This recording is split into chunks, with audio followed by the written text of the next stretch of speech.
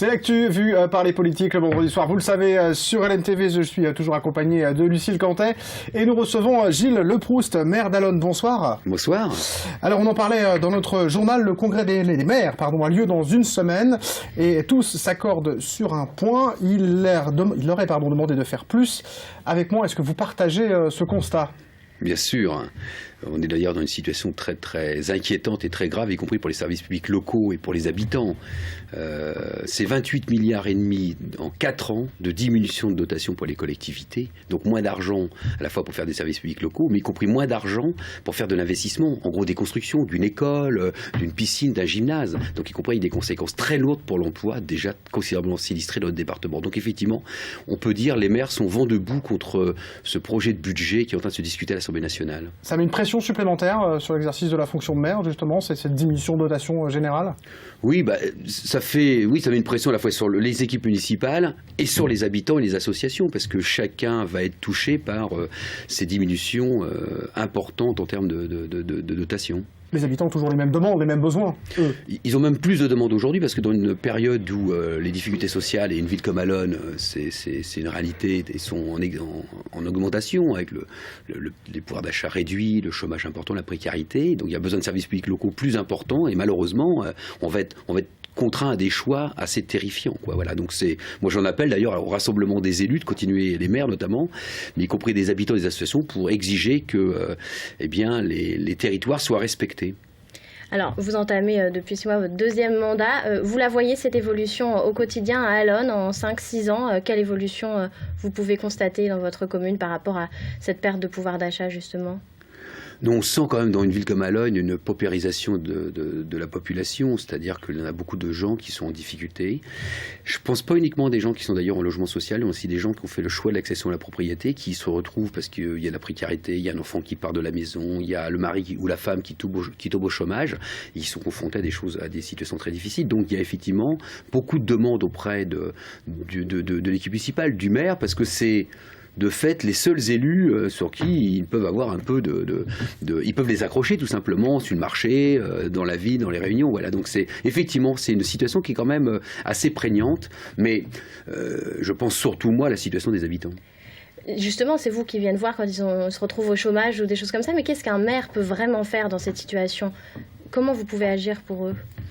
Alors sur le chômage, effectivement, tant qu'il n'y aura pas des choix différents au plan national, de réinvestir pour que des créations d'emplois se fassent réellement, on va être en situation localement. Dans le même temps, quand on est maire, on a mis en place une nouvelle délégation avec Youssef Benamar, qui est conseiller délégué à l'emploi, à la formation et à l'insertion. On essaye, avec le tissu local, d'aider les gens qui sont au chômage, je pense aux jeunes notamment, à pouvoir trouver des solutions. On vient de faire un forum CETRAM. Quand il y a on sait qu'il y a des embauches, des recrutements d'entreprises sur la ville, eh bien on rencontre les responsables ressources humaines pour essayer qu'y compris, ils soient très attentifs au CV des Allonnaises et des Allonnais.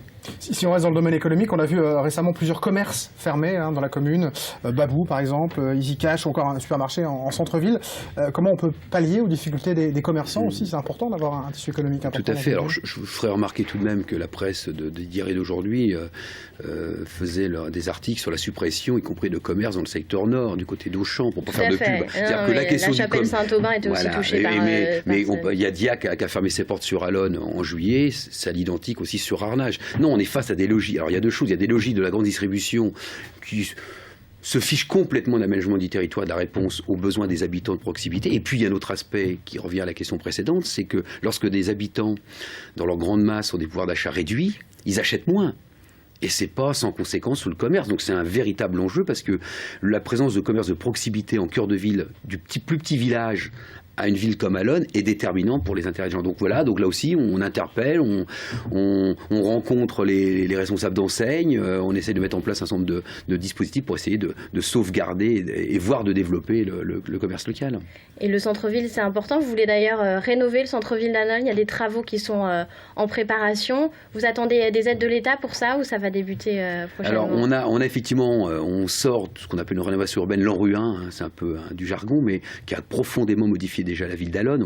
On a ouvert plus sur ce quartier de Chaoué, sur l'ensemble de la ville. Effectivement, on a le projet dans les 6 ans à venir de rénover complètement le cœur de ville en alliant à la fois de l'arrivée de population, qui sera un plus pour les commerçants, et notamment au rez-de-chaussée de ces constructions, d'avoir du commerce de proximité moderne pour répondre effectivement à l'attente des habitants. Donc c'est vraiment un gros challenge, et pour répondre à votre question, effectivement, nous sommes dans l'attente d'être, si notre dossier sera retenu ou non par l'ANRU 2, rénovation urbaine 2, qui générera des financements importants de l'État. Donc je rencontre encore avec l'association Ville et Banlieue jeudi prochain les 2 ministres de tutelle à la politique de la ville, pour y compris que le dossier Alonnais soit pleinement pris en compte par les ministères et dans le cadre des budgets à venir. Sans ça, est-ce que les travaux seront possibles quand même, ou vous devrez revoir, j'imagine, votre plan à la baisse?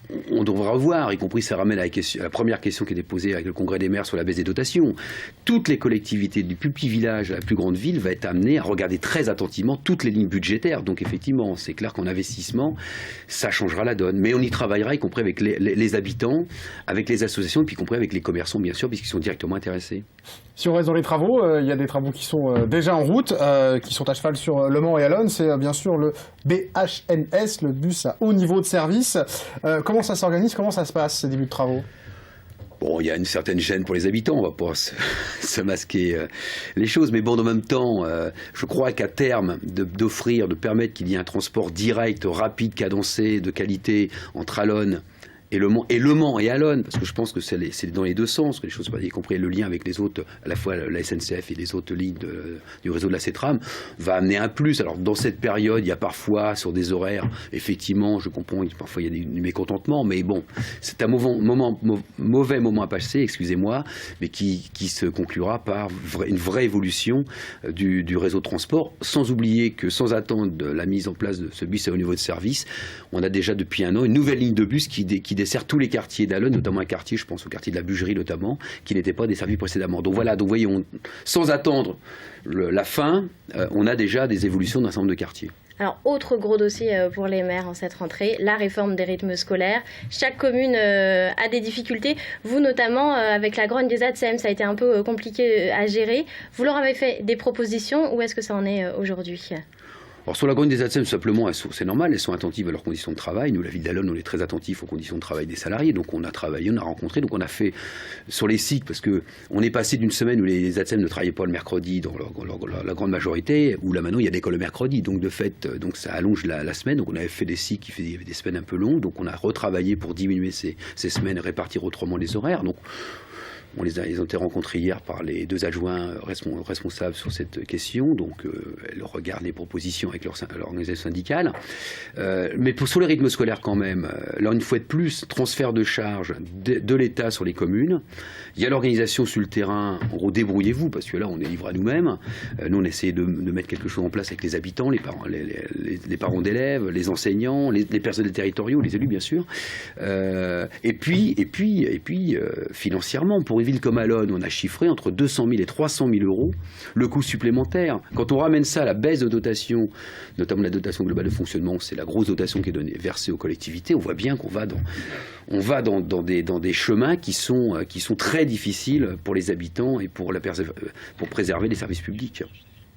Très bien. Merci beaucoup d'être venu sur notre plateau. Merci à vous, Gilles Le Proust. On se retrouve bien sûr la semaine prochaine pour un nouveau numéro de l'Actu vu par les politiques.